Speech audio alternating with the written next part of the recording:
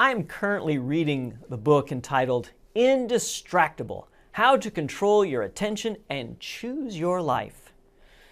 Well, not that I have a problem with distractions, but this information might be helpful to have in my toolbox for others who can't seem to free themselves from social media, YouTube, and pretty much anything that takes you off course from doing what you need to do or want to do or you should be doing. If you've ever had the experience of I'm just going to check my phone real quick, and then 30 minutes, an hour, 2 hours passes by, then this might be the book for you. If you've ever binge watched Netflix rather than doing something that needed to be done, this book is definitely for you. But the solution that the book presents is not as simple as the Bob Newhart comedy sketch where, remember, he's a psychologist and people come in and he tells them to stop it, just stop it. You ready? Yes. Okay, here they are. Stop it! If the solution to any of our problems was simply to stop doing it, then I think most problems would not be problems. I mean, imagine telling the addict to stop drinking or stop taking opioids.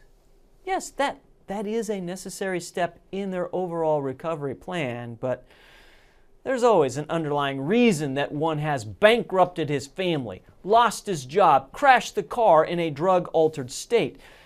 They know they need to stop it. They know it's ruining their lives, but stopping it, whatever it is not that simple. And this book goes into the underlying forces that must first be dealt with in order to stop it. And while I'm sure that this information would be helpful for addictions, the book is written with, kind of the average person in mind who isn't trying to be sober, but simply on task. It is written for people who desire to be present physically, emotionally, for their spouse and their children, but can't seem to free themselves for distractions that remove them from being available because they've got a phone or a device in their face all the time. Well, obviously, I cannot present the whole book to you, but I can at least give you a taste, and you then can decide on your own if it would be worth pursuing. Now, let's just be upfront. I'm not advocating for this author. I don't even agree with how the author couches his whole understanding of humanity as an outcome of evolutionary processes. No. But that doesn't mean that there isn't much to learn, and I want to present from this book the basic reason that you and I are so easily distracted. The underlying engine that drives us to distraction is not that social media is so addictive, and that the developers of these sites know all of the tricks to keep us endlessly scrolling and scrolling. Oh yeah, they do know the tricks, and they use them. But we've had a distraction problem long before the internet, or TV, or even the Gutenberg printed word. We are distracted not because there are distractions to capture our attention, but we are distracted because of what is going on inside of us. And the author makes the point that distractions are just another way that our brains attempt to deal with pain. It's our way of handling discomfort. For as human beings, we are perpetually dissatisfied and not at ease, and we are constantly looking for an escape. Yes, we can be happy, even ecstatic, blissful, merry, full of joy, but not for long. There is a law of diminishing return on the things that make us happy. Yeah, pizza and beer with friends can be a wonderful outing on Friday night. But if the experience is repeated on Sunday night and Monday night and Tuesday night and the rest of the nights of the month, it's not fun at all. After all of that, I now hate pizza, and I'm not so sure about my friends either. Yeah. Yes, variety, that's the spice of life, that's the cure. Even too much variety makes us long for the familiar. Great and joyful experiences, be they at church or with family, or in a sporting arena, they all have a shelf life. And soon they no longer give that same high as they once did. So just change churches. Yeah, one with more razzle-dazzle, that type. Or just go to a bigger sporting arena.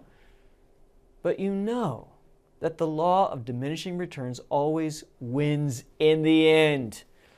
What is it about us that we can't just be happy for very long, or satisfied, or at peace? Well, the author lays out 4 factors that explain what's going on under the hood of our human experience. The first factor is boredom. We do not like to be bored. And this is one drive that leads us to distraction. We normally do not like to be alone with ourselves with nothing to do for very long. And so we look to ease that pain with something, anything, that will give us relief. The second factor that drives us to distraction is our negativity bias. This is a phenomenon in which negative events demand more of our attention than neutral or positive events. Studies have shown that negative events are stronger than positive. Yeah, people are more likely to remember unhappy moments than the happy ones. And this plays into the third factor that drives us to distraction, which is our tendency to keep thinking about the negative experiences that we've had and ruminating over them again and again. And the fourth and final factor is hedonic adaptation. Yeah, it's a fancy label the author used for the drive for pleasure to relieve us of our boredom, negative experiences, and thinking about how bad we are and how bad life is. We try to keep ourselves somewhat on the good side of happiness and distraction. And distractions offer then the path to that pleasant place. Well, hopefully you can see that simply stopping distractions won't work for long because you have all of these drives that will find a new distraction. So we're basically stuck, right? Right. But that is good information to have. Being unsatisfied, bored, and not at ease is normal for us human beings who live after the fall into sin. Now, those are my words, not the author's. Just so you know, we're now at my part of the video, and I'd like to finish this with my thoughts as someone who follows Jesus. But I'm not going to offer a simple solution like, well, you just need to pray more. Because there are no simple solutions. But knowing more about our broken human condition and how our souls are tuned into the negative and our desires pull us toward pleasures to relieve this discomfort is helpful for your confession and prayers. And having the end goal of love for God and deep emotional connections with other people in your life, it's helpful to know what's working against you. And thankfully, we aren't the ones who will fix ourselves, because there is no fix this side of heaven. But that doesn't mean that there isn't one who is calling you deeper into His way of living and loving others. Jesus our Lord knows our sinful human condition and has given us His Word and His Spirit to work in us every good work that God has prepared for us to do in advance.